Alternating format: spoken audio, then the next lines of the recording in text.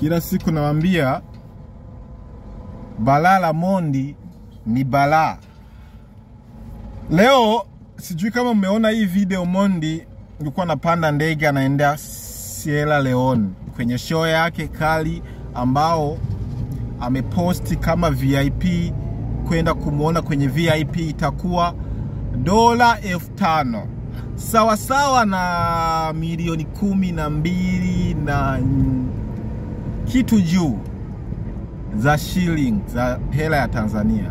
Au jamaa balaa kweli.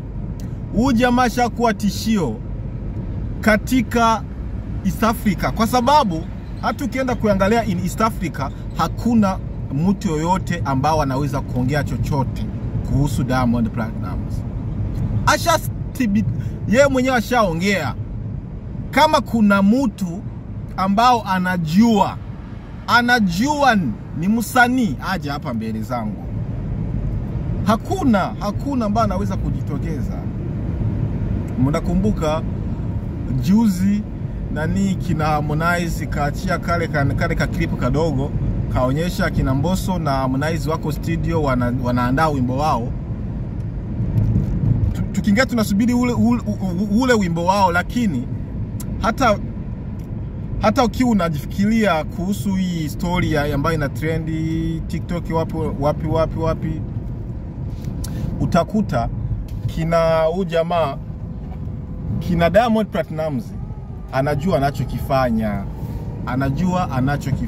Ndio hivyo guys, inabidi tuwe tunafuatilia hiki na hiki, tuwe tunaongea ukweli, kwa sababu kienda kuangalia Diamond Platnumz sio mtu ambaye anaweza sasa hivi unamwalika kwenye show halafu unamlipa eti milioni 20 au milioni 10 na ngapi. Hapana, Diamond Platnumz kiango hicho ashapita.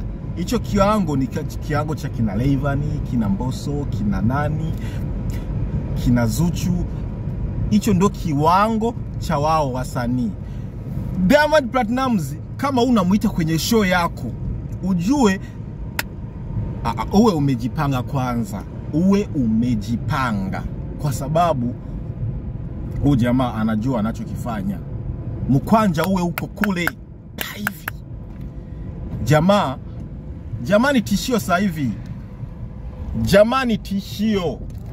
Ni tishio sasa hivi. Inabidi guys tuwe tunaelewa. Ukweli ukiwa unaongelewa tujue huu ni ukweli. Kwa nini tunakuwa tunapinga ukweli? Diamond Platnumz ni tishio, tuwe tunamwacha. Huyu jamaa noma.